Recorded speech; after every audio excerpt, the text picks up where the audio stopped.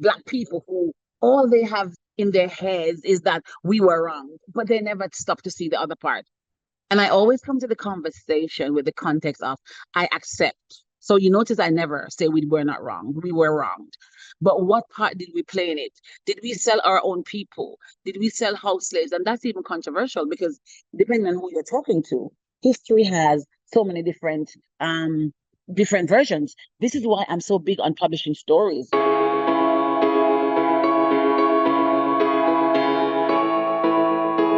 Because you see, in the African diaspora, we have a lot of things to talk about. Now, I appreciate people like you that are creating content because we have lack of it. Okay, maybe somebody might not hear that properly, but I need to repeat it. We have lack of material content for our education. Most of the content that we have read are actually created by our competitors. You see, I'm not calling them the opponent now when it comes to African issue because the people that have championed African narrative for several hundreds of years have been the European, who are actually our competitors.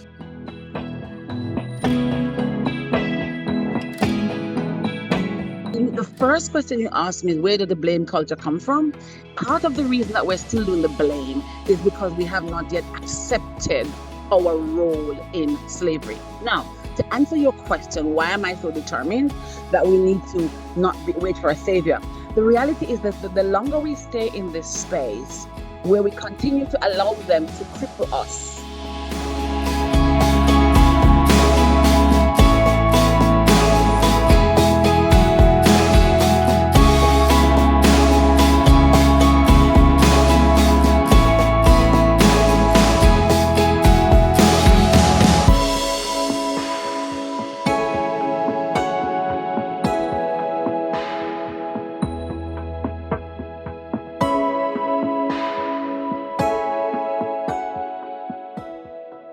Hi, and thank you for checking out Obehi Podcast.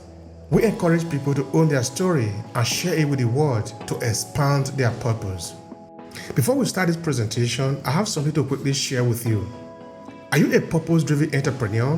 Do you want to cut across the noise and attract your ideal client by leveraging your own story? Then pay attention. I have a signature program that can help you own your story. A 5-step transformative journey to reshape your professional and business narrative for success in less than 90 days. And it's available at academy.aclasses.org/story. This is what we have understood. Storytelling is the most powerful instrument known to man. And this is what that could mean to you. You can either own your story and use it to advance your purpose in your business and professional life, or someone else will do. The choice is yours. Now let's get started with today's episode of the Obehi Podcast. So I want to thank you so much for joining us, Dr. Ava. It's really an honor to talk to you. Okay, I've interviewed you before. If I'm bringing you here again because there were a lot of value then, and of course there is still a lot of value in this particular episode. Just so I can bring in a kind of a contest. In 2010, I wrote a book that I titled "On the Development in Africa, My Hands Are Clean."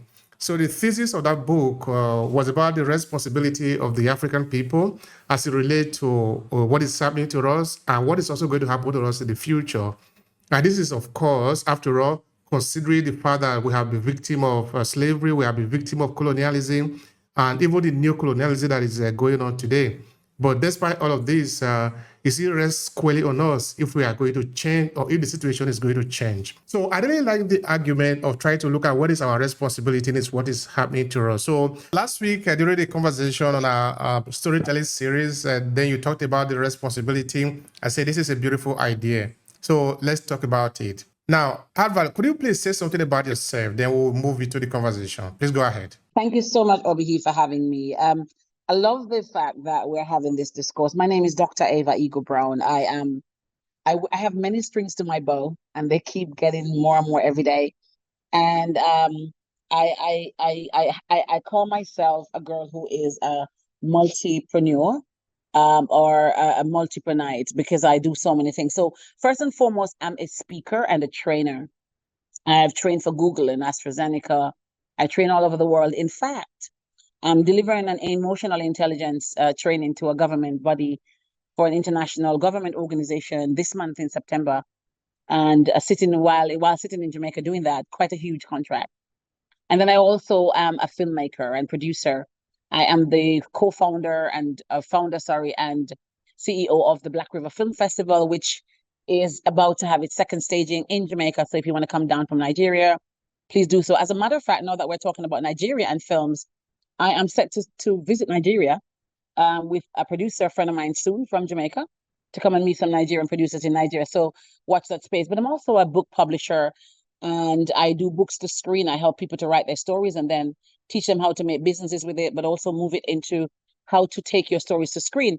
So I have a company called Book2, the number two, bizpublishing.com, book2bizpublishing.com. But I'm also a mother and a friend and a Black woman and an African. And I've never been somebody to not say that. I'm an author of many books. As a matter of fact, one of the books I'm about to release right now is called In Another Skin. And it's a book that speaks to how race and colorism and Africanism and Pan-Africanism and the world is at this pivotal tipping point of when we could go to sleep one day and wake up the next race, meaning we're becoming more multicultural. So with that conversation being said, I'm just so glad to be here. I'm sitting in Jamaica. I'm British Jamaican, and who has a Nigerian son. My ex-husband's Nigerian, and I sit here proudly as an African woman and want to have this conversation. So thank you for that. No, it's a long introduction, but when you've done many great things across the world, especially as Black people, sometimes we don't pause to acknowledge where we have come and how far we have come. And so I'm not going to sit and wait on anybody to tell me where I have been, who I have been, the things I have done. I'm going to own my space. And that's my introduction. Thank you so much. Thank you so much for that, Dr. Ava. I appreciate that. I appreciate that. It's good, of course. You have to you have to sing your song too. That is important, of course. When we enter into the business arena now, we discover that we are not going to be ashamed to say that, even though regularly you will be expecting that maybe other people are going to recognize you for what you have done. But now, there is a saying in my place that when the lizard falls, it doesn't wait for anyone to come and praise you. You need to praise yourself because you have survived. You are still here. So that is very important. This idea of blaming game, where we blame other people instead of blaming ourselves. If you look back all around you, maybe all around us actually, because we are a people, where do you think that idea is coming from? I think that's a great question. I think that idea came from, in my opinion, at some point, it has a root in a historical, socio-political context of the encounter of the transatlantic slavery, colonialism, and the systemic racism. However, I think the notion is often misunderstood or oversimplified, as most Africans themselves and their descendants are aware that while historic injustice played a role in the current conditions, the focus is increasingly on self-determination and future orientation. So I really think that kind of came from, in some aspect, and this is where I'm going to be controversial as a Black woman in some context of this conversation. I think some of that, initially, I think a lot of that was valid. And I'm not saying it's not valid anymore, because I think that our people have really suffered, and I know that they have. And so a lot of that would have come from the injustice, what they felt, what they experienced. And it came down the chain. However, I'm at the place where I'm saying we should acknowledge it, don't let them off it, but stop using it as a crutch. So let me be very clear. Yeah. Let me be very clear. Because I know that there are a lot of Pan-Africanists who are going to hear this and they want to jump to the screen from Nigeria, Lagos, and wherever and come and grab me in Jamaica. They go, my sister, I'm your brother too. But I am saying, let's acknowledge it happened. Let's really acknowledge, because it was a very barbaric, horrible, venomous act to the human race of the Black people. It came from there. But let's find a way to move on from that. I think that is where we're going to be concentrating on, because we're going to have to move on. And it's good that you also made mention of that. Of course, the book that I referred to in the beginning of this episode just now, in 2010, I even did make mention of slavery there and also a bit of colonialism. Only that in that time that I was referring to slavery, I also did spend some good amount of time talking about our responsibility in the slave trade. that we did have a role to play in that. Even though within the African discourse, we hardly ever talk about that. We always want to blame other people. So I think the time have come for us to be able to, because when you talk about healing, which is a good part of the African discourse that must take place, there is no way healing can take place until we are honest with ourselves. Because if we are not honest with ourselves, whatever it is that we are doing in the name of healing is never going to work. Why are you so strong on this idea of self-determination instead of blaming other people for what have happened to us? Thank you so much. That's a fantastic question. And I love the fact, I'm going to go back and segue into this. I love the fact that you are one of the few of us, because the reality is that most Black people, I have friends I can't have these conversations with, and I love them to bits because they will never acknowledge our responsibility, our role in this. We cannot talk about roles without talking about responsibilities. And I even tell that to my children. You have a role, you talk about your role, oh, I'm this and that, but you have a responsibility. And so we have to acknowledge our role. And the first question you asked me is, where did the blame culture come from?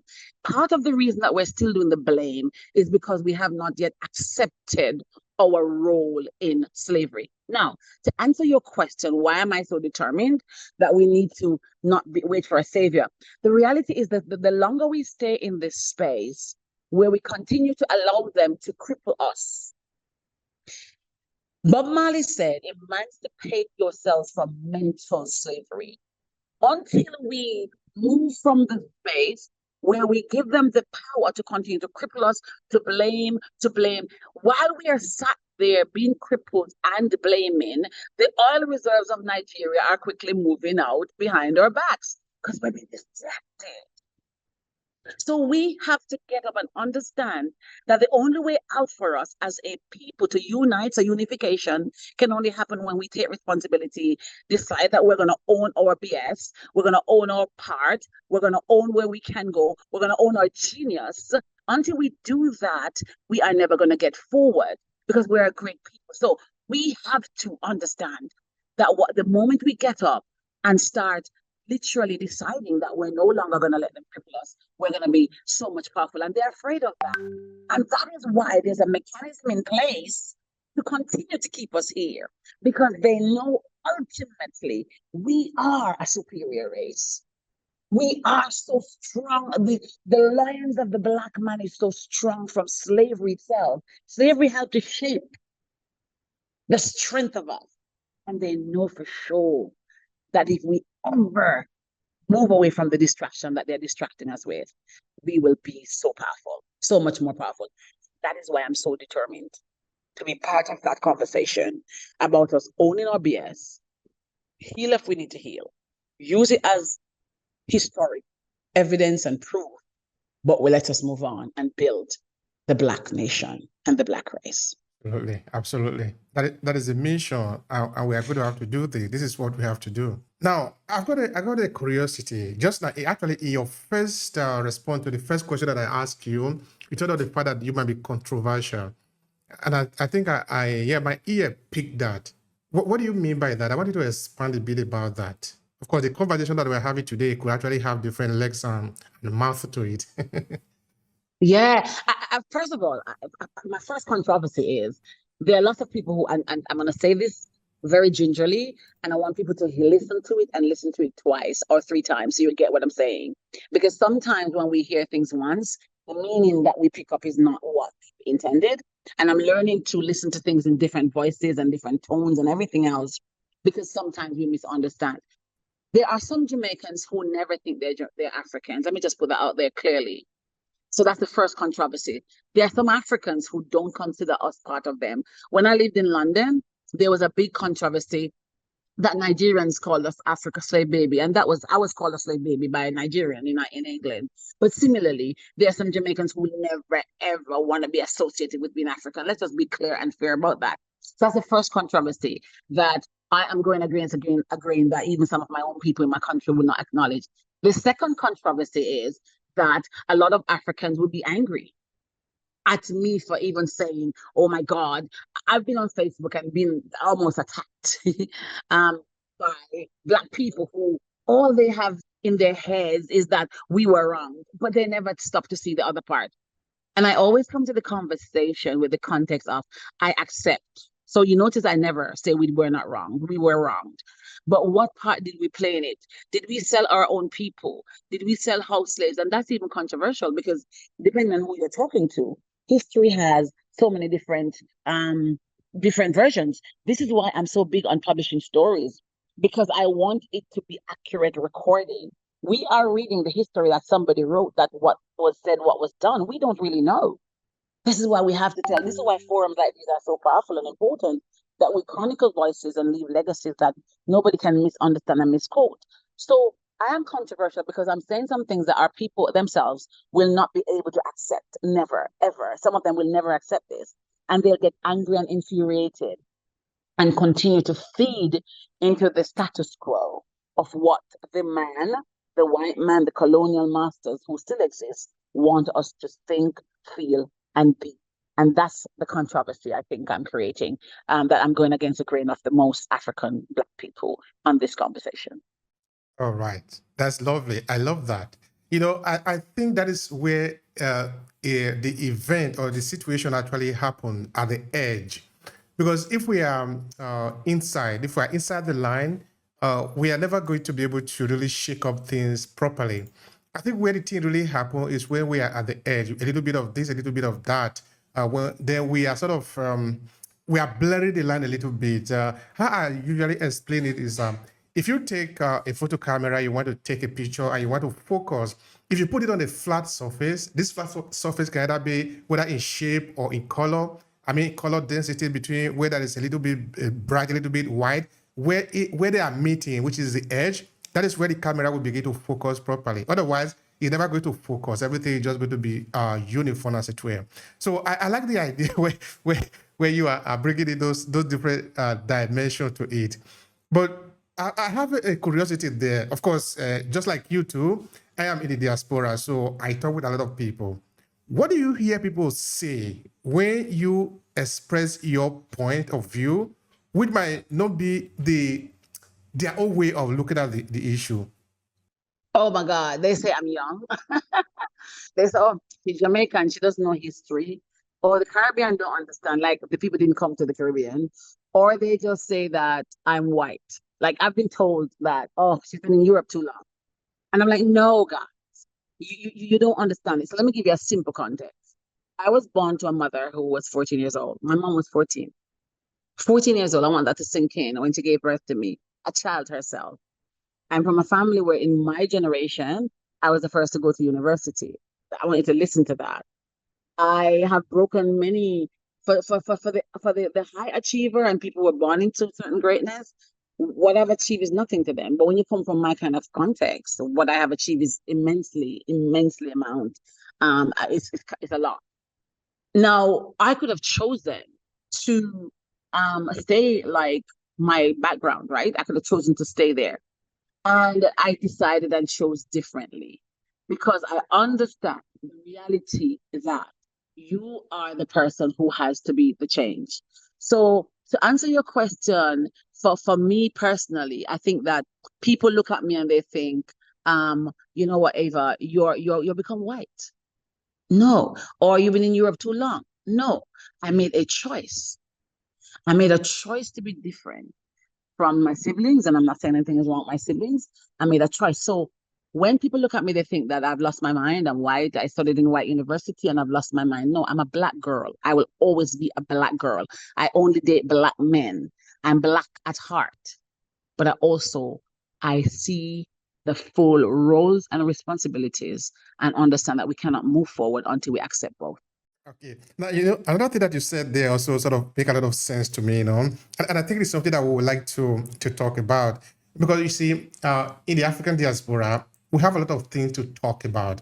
Now, I appreciate people like you that are creating content because we have lack of it. Okay, maybe somebody might not hear that properly, but I need to repeat it. We have lack of material content for our education.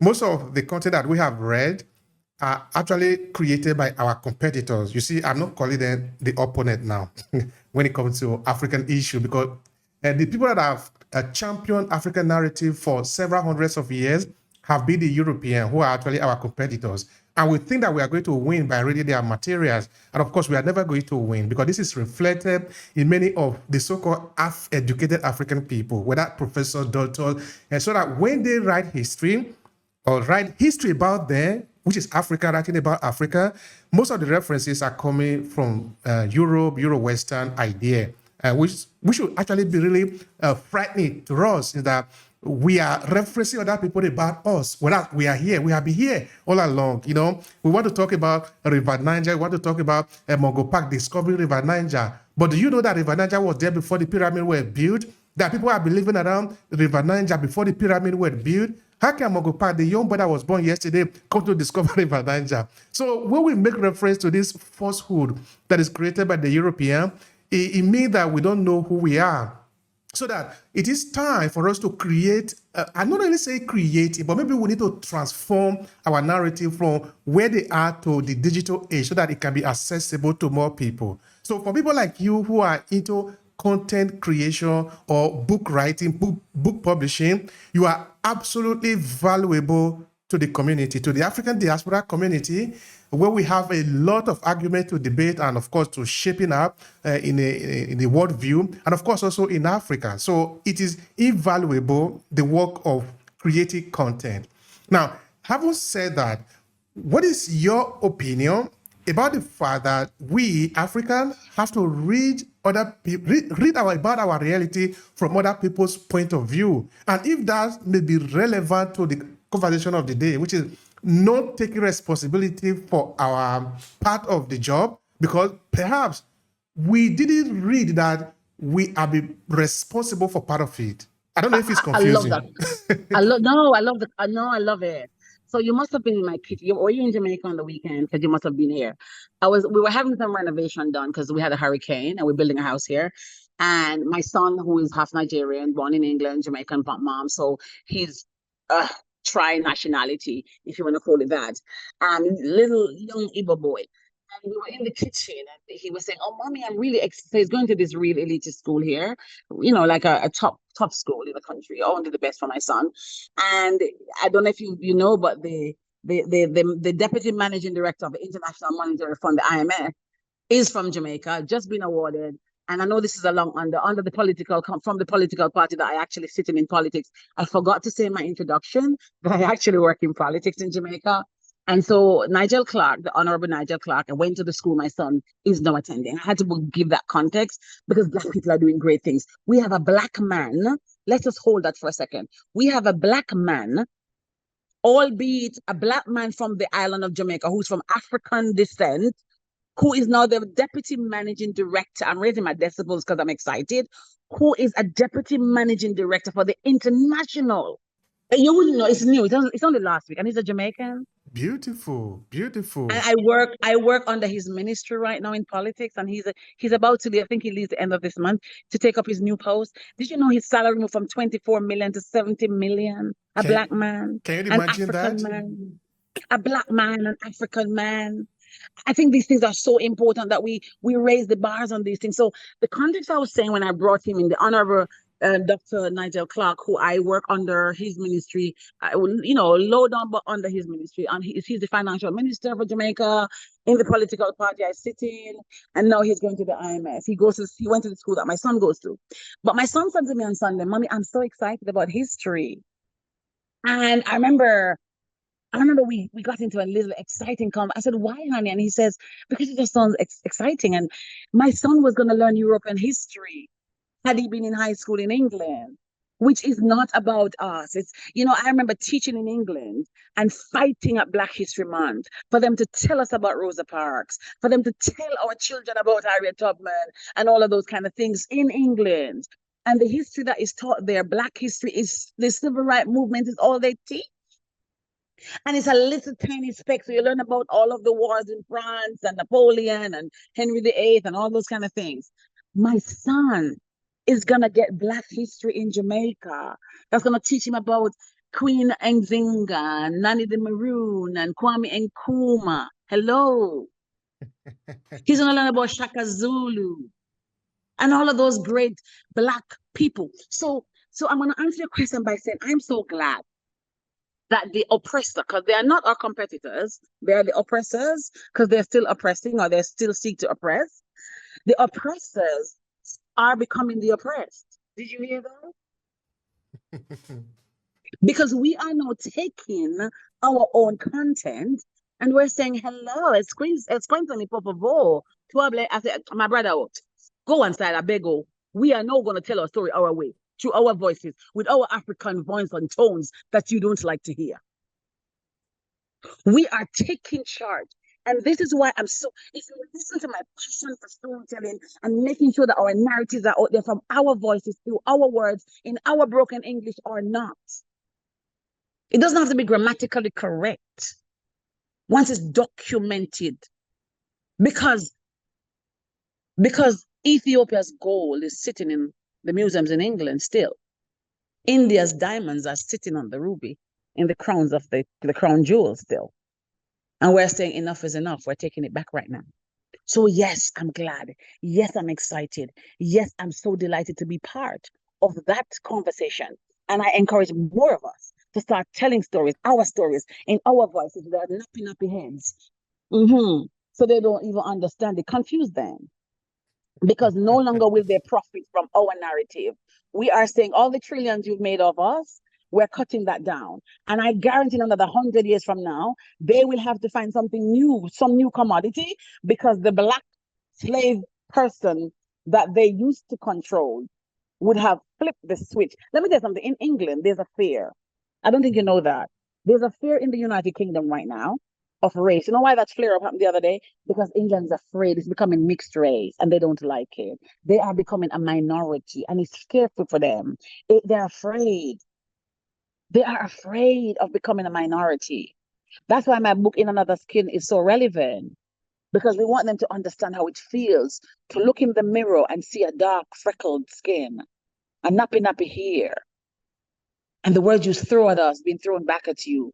And how does it make you feel? So last, to wrap this up, I'm glad that my son will learn the right history and then he can go and compare and contrast and write his own story. Thank you so much. Now, coming to the question of responsibility, this is the angle I want to drag. You see, I come from the south of Nigeria. I come from a town particularly that is known as Uromi. Now, let me tell you a few things about Uromi, then I will tell you why I'm telling this story. From Uromi, there have been 3 people that have been very significant in the history of Uromi and also of the entire country called Nigeria. In the early stage of Uromi, there was a man whose name is Agba Noje. Now, why I'm telling this story is that even people in Uromi don't know about this man. Me, talking to you, I didn't know about this man. I was 24 years old before I left Nigeria to Italy, where I am today.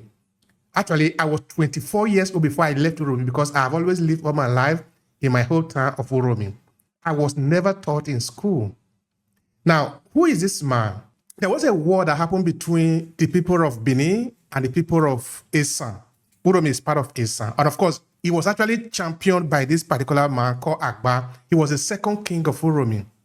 And he was so relevant to the people of Uromi and the people of Esan that he was actually deified so that he became God. And today, he is worshipped in Uromi as God. Only that because he was deified by the army, by the Uromi army, this war have happened in this 1300. That is before the Americans started. And of course, many war will happen within this line too that will lead to slaves that will be captured and be sold to the United States. Of course, that is a different argument. But what I want to say is that of this particular man, I didn't know anything about him, despite the fact that his role was so significant to the point that in that particular war that happened, the Oba of Benin will die in the war. This man will die in the same war. That is to tell you how significant that war is. But how come something as significant as that, we can't have a record of it around in Uromi? Uromi, it's not like there are no educated people. There are a lot of doctors, people who have gone to school who can write. How come we can't have 10, 15 books about it, talking about this particular man? Okay, talking about this man again, the Uromi people will participate in the founding of Lagos. So that when the Portuguese were working with the Oba, with the Benin Empire at the time before, of course, we come to become Nigeria, they needed a port. And of course, they could have seen this port in Calabar. They decided to sit it in Lagos. So that there is a coronation between Lagos of Portugal and the Lagos of Nigeria. Now, of course, a lot of work took place there. Many people, soldiers coming from the Esan extraction, because Esan is part of the Benin Empire, actually fought in this war.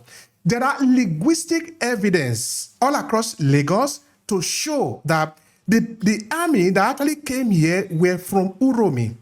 For example, places like Idumota. Idumota is not a Yoruba name. Idumota is not even a Benin name, but that is a name very similar to Idumu. Idumu meaning quarter.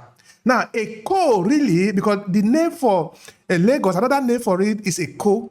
Eko, which is pronounced Eko in Esan language, refer to camp. Now, all these are stories that people need to be told, but we are not told. I need to learn about this after I've left Nigeria. Now, let me just make the story shorter. Now, the question is, if we are taking responsibility for who we are, our story, our narrative, it means now that it is me who is going to tell this story because it is about my people. When I was researching about this story, I found very, very few documentation online. Of course, the one I can find, I put it together and I've written out to, I think like 5 or 6 articles, in-depth article about this particular man, and I said I'm going to write a book about him. So I come back again to the question, the responsibility. How do we extend this so that we no longer look at it as it is their job, they will do it. No, it is my job, I will do this. Please help me with that, Dr. Eva. Wow, I love that. Oh my God, I love that. You know, when I got divorced from my Nigerian husband, I must say my heart was broken. We had a lot of challenges, but my heart was broken because I hope he doesn't hear this. Because there were times when I met him, I felt like, I don't know if to explain to you, because probably you wouldn't get it because you don't have my context, but I felt like it was homecoming. You know, I felt like it was homecoming because when you are when you're extrapolated from where you're supposed to be from, and you have no way of finding your way back there, and then you meet somebody, you fall in love, and you're like, oh my God, this is like homecoming. I can go back to my village, and I can get my name. You know, I can get my African name. I can know that I was Femi, or I was Femi, or you know, whatever your name was. And when I met him and we broke up, it was really hard because I love the context of Africa. I've been to Africa quite a few times. And in fact, when I was looking to return to Jamaica, I wanted to go and live in South Africa because I love the rhythm, I love the food, I love the culture. I just love, I don't know, because it is so similar to ours. It's crazy. But when I went to Africa, I was like, oh my God, this feels like Jamaica. You know, we have similar names of similar places. We have similar name of people. It's just so crazy. And the fact that you have these historic pieces that, in my opinion, because over here, you have to understand, there is a force at play, maybe not visible or tangible, but there's a force at play to downplay us from rising up. Do you understand that? So when these great men and women are in your village, in your state, in your country, and nobody's written about them, it's not by accident. I want you to understand that. These things are not accidental, they're by design. There is a design at play to hold us hostage. They can't physically shackle us, although they still do. They imprison more black boys in America than anybody else. Let's not go there. They use more black boy in cotton fields still in America. Slavery is still going on in America because prisoners are still working the plantations in America. So they can't shackle as many of us as they could physically because more of us are not educated. More of us understand our rights. There's human rights and all kinds of things that we are pushing for. So they find other ways to enslave and shackle us. And one of the ways of doing that is to hide the information about our countries, our great men and women, so that we don't think we can strive, rise, and literally get up to the stage of who we really are called to be.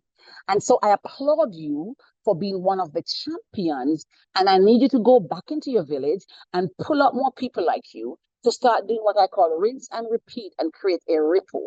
Because if every one of us at the four corners, or is the world really four corners? That's what they say. The shape of Africa that they say is not what it is. But if all of us in the alleged four corners of the world can start doing what you are doing, what I'm doing, and more of us start replicating this, just imagine what will happen. We will then have little boys like mine in Jamaica who understand that, guess what?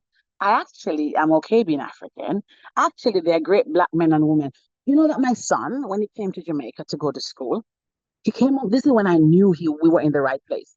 He came home and he had a black PE teacher called Mr. Forbes. He was in private school, private preparatory, and he called him a general. He called my son a champion. And my son came home and he says, Mommy, and I'm going to paraphrase, for the first time in my life, I feel like my teachers get me. Obehi, I had goosebumps. I cried because he saw black role models that looked like him, that made him elevated, that made him understand who he is or who he be in the world. And that's grammatically incorrect for emphasis. They don't want us to have more role models to let us know who we be in the world. And that is why what you're doing must continue to happen. What I am doing, what we're all doing. The danger for me is my passion, is that we're not united. The danger for me is that we lack in integrity sometimes with ourselves.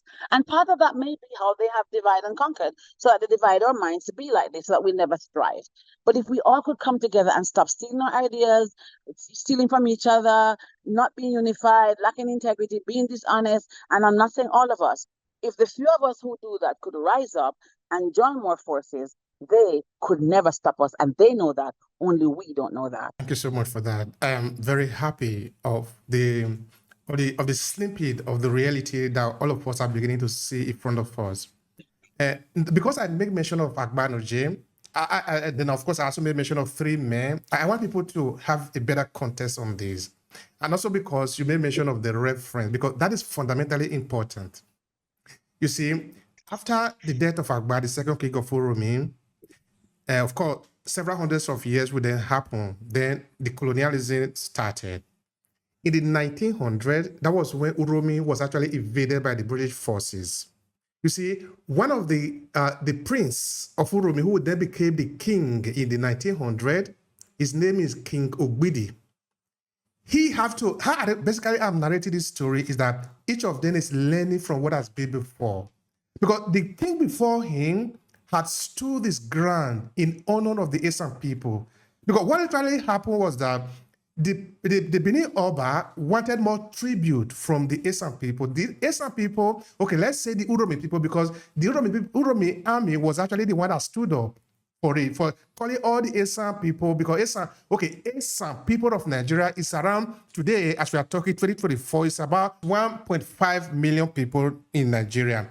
So at the time, they just needed a better treatment, and that is what led to the war. And now, hundreds of years later, when the British invaded Uromi, they need to stand up because the Uromi people are very strong warriors. So they fought by this time, the British have conquered Benin. They have basically sacked Benin, burned it down, and all of the rest. So these people now, even though they are part of the empire, they should have been afraid. He said they were not afraid. They stood up against the British army, and they will run into the forest, and they were fighting. They continue to fight. Of course, that war will later end. We understand that then the land was captured. Now, many years later, the first person to move the motion for independence coming from the same small town, Uromi, his name is Chief Attorney Enahoro. Now, how do we tell this story? We tell this story now, letting people understand that each one is actually building on top of the other. Chief Attorney Enahoro, look at himself, look at the people that he belongs to, look at where he's coming from, look at what his ancestors has done, that they are a people who need independence. Because the king just before him, King Ogbidi, fought for independence, for the freedom of his people. Hundreds of years before him, Agbanoje fought for independence, needed the freedom of the people. So we can see a coronation now when we extend it in this three line of generation. So that what story is doing for us, therefore, is that if we know who we are, where we are coming from, we will work differently in this world. So this is what I just wanted to help people understand, that we can never leave this narrative for other people to do for us, because it's about our liberty. It's about free ourselves. This is what our ancestors have fought for. Even during the time that many war was actually fought in Esan, in Benin, in across the land of Nigeria to make up many people that will be enslaved. It was not always come and take. There were fight. And the fight continued even in the diaspora. We see what happened in Haiti and also in Jamaica. The people never really just submitted themselves and said, kill me, tie me, do whatever you like to me. No. People continue to fight. Only that we need to narrate that story from the point of view of those who were fighting, not the point of view of those who were observing the fight or those who were hunting them. We never want to get the story from that point of view. My point is that, I think when I look at slavery, and I wanted to not correct, because it wasn't corrected.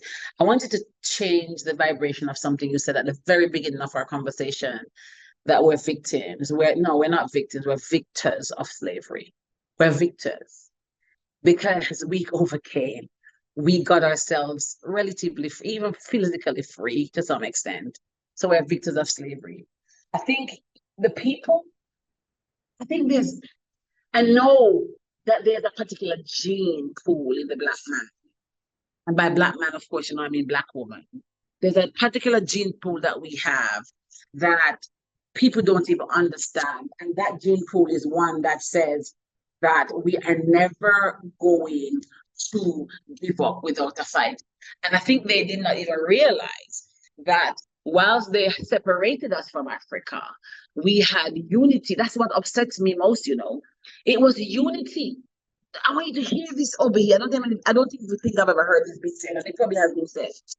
It was unity that helped the slaves to be free in the Caribbean. It was unity.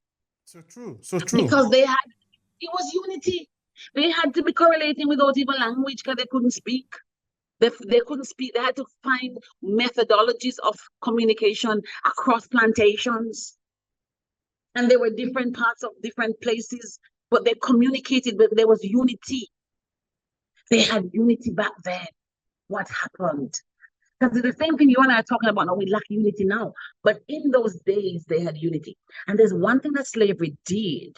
It probably destroyed unity in my head, but it brought out resiliency. We have got a resiliency muscle, my God, that I've never seen in any other race. I'm not disrespecting any other race. I've got a lot of Caucasian friends, lots of Indian friends. I'm multicultural. But there's a resiliency muscle in the Black man that stands up and say, I am here and I am going to stand tall. And that resiliency muscle is what we are going to have to use to champion. That's what we're going to have to use to make sure that we are heard, seen in our context. Because until we understand that it's our context that's going to change the narrative in unity, we are still stuck.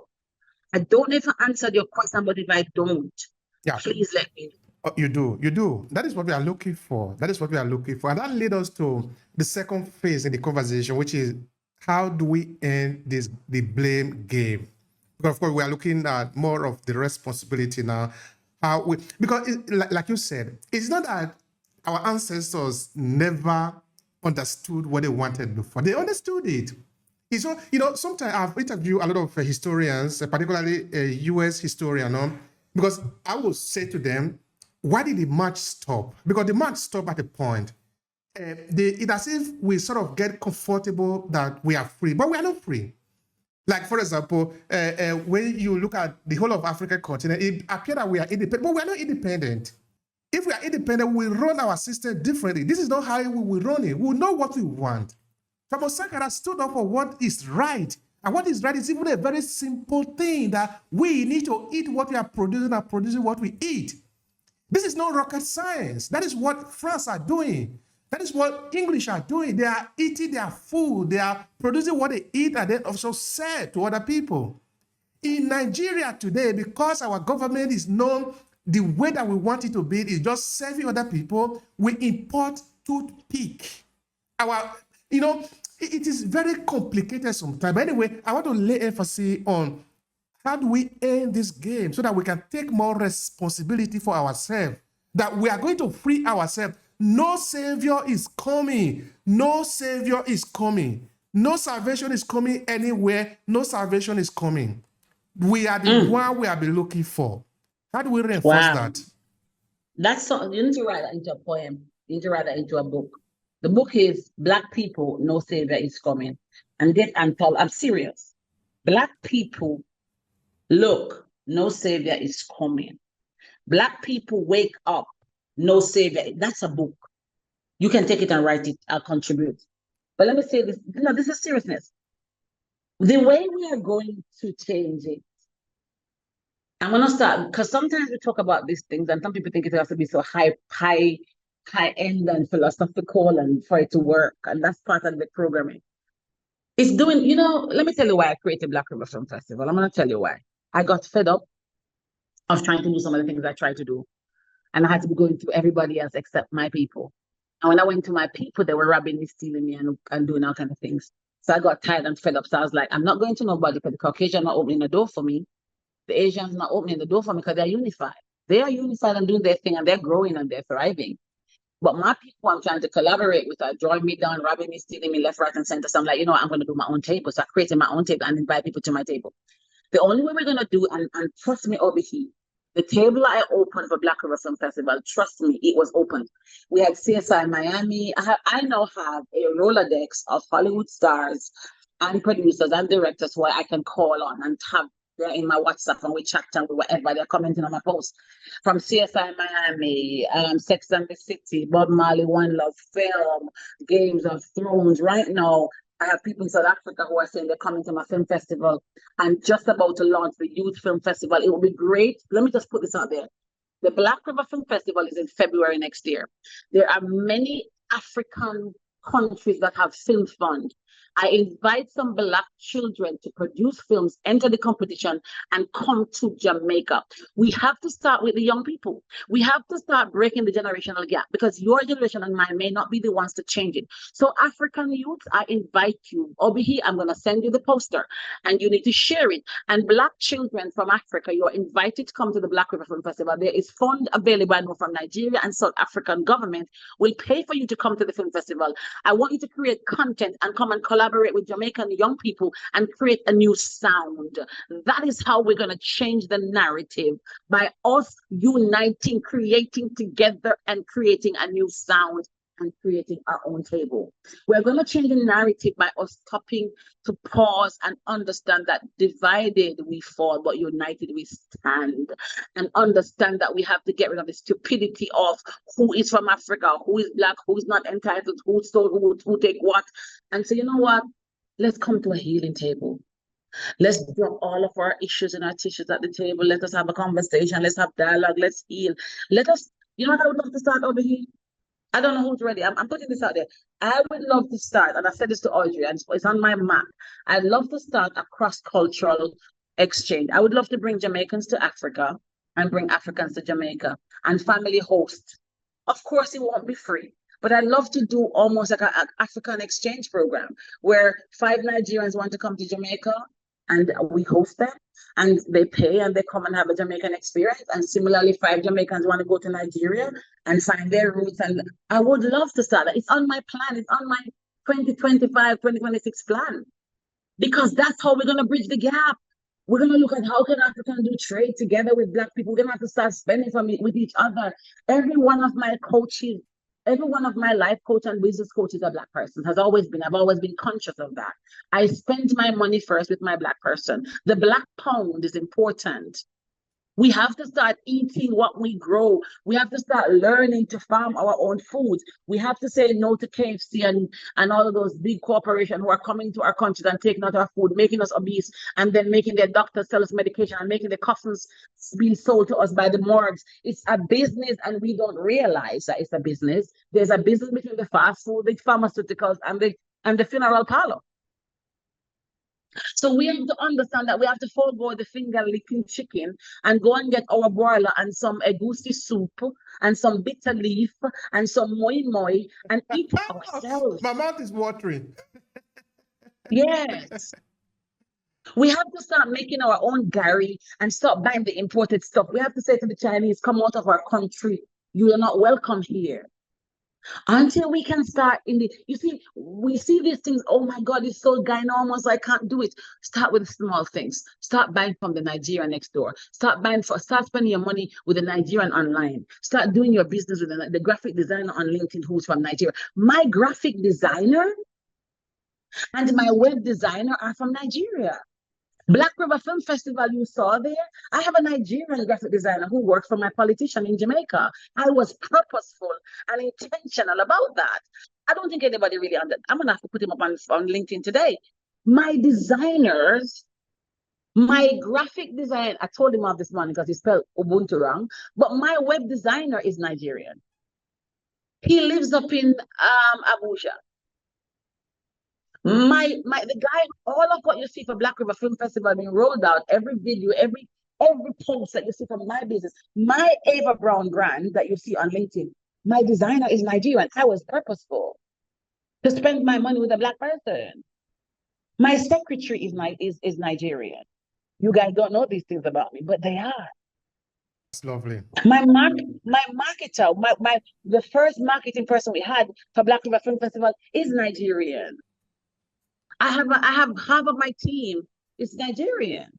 Nobody knows this. I don't even share. I need to do a post about this today on LinkedIn, actually, because I don't share these things because sometimes I'm so busy and they don't like to talk about themselves. So it starts with us understanding. Let me wrap up because I know I'm quite lengthy sometimes. It starts with us accepting, acknowledging where we are, where we've gone wrong, but find the tools of how to move on.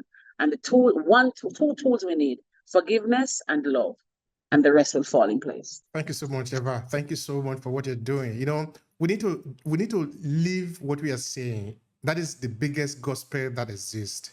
If we are example that we want to see, there is no better story than that. And I really appreciate you for that and for what you stand for. Thank you so much for that. And for somebody who is maybe thinking if the diaspora, the Africans in the diaspora, how much strength they really have, there is nothing that can match it. We are hundreds of millions of people.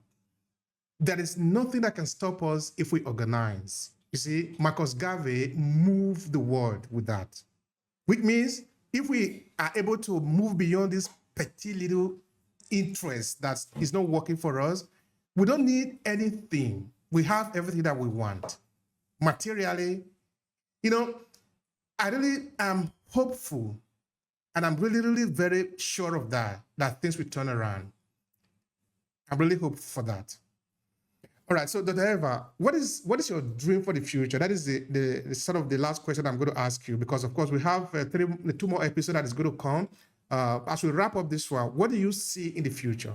The dream I have is, like, genuinely, if I'm really honest, I'd love to see a dream where I get on a plane, and I know there's a Nigerian airline that started it, but it hasn't gone through yet. I think they're flying to London. I can't remember their name now. I'd love a dream where I just, like when I live in Europe, I jump from London and I just go to Paris, and it's just like a thing. I want to see a world where I, as a Jamaican, British Jamaican, whatever, jump on a plane and say I'm going to Lagos for the week or the weekend. It's a bit far, but I'm going to Lagos to shop. Do you know what I mean? I'm running to Nigeria. I'm going to Ghana. You know, I'm going to spend some time in Tanzania and I'm going to go and look for some Tanzanite, or I'm getting married, I'm going to fly down to Congo and buy my diamond myself, that kind of thing, where we are buying from each other, not we're going through somebody else. Because it means that one little boy was pushed down the mine and he didn't get, his family was left without a child and they didn't benefit. I want to see a place where African cross connectivity across the diaspora is commonplace. Commonplace. Like picking up myself and going to France or Italy or Rome or Spain. And I think we get there. It may not be my generation. I hope it is when I'm older, but that's what I'd love to see. I'd love to see us spending from each other. In London, myself and Audrey and people like us, we have a consciousness that we buy from Black people unless we can't help it. I want to see, though, when I buy from Black people, that it's worth it. That we, you know, I don't know if it happens in Nigeria, but in Jamaica, some people, it's getting better. When the white man comes, the tourists, we treat them so well in the hotels. And when a Black person goes there, so if I go there and I put on my heavy British accent, I get treated so well. But if I go there and I put on my Jamaican accent and I just behave normal, I don't get the same treatment. And so I'm glad that I'm multicultural and I've traveled the world, so I get to show up how I want to. But what I want to be treated good no matter where I'm from. Once you see me as a Black person, you give me the same respect, even more than you give to the other person. So that's where I'd love to say. I'd love to see a space where I don't have to be having these conversations. Instead, I'm spending my energy on saying, come on, let's make some money, let's shift a generation, and let's do African pride. And that's where I'm at. And when I say African pride, I just mean being proud, not African pride, the pride way that these agenda people are trying to make this whole pride thing. Thank you so much, sister. I appreciate you. I like your energy. I like your dynamism and how you are able to sort of really move around in these different spaces. Thank you Obi, so and much. one more thing I'd love to see Yeah, before you go. please. I'd love to see a massive conference being held in Africa and somebody invite me to come and speak. I want to come. I'm ready. So make it happen. Thank you. Absolutely. Absolutely. Thank you so much for that. I really appreciate that. This is invaluable. Thank you so much.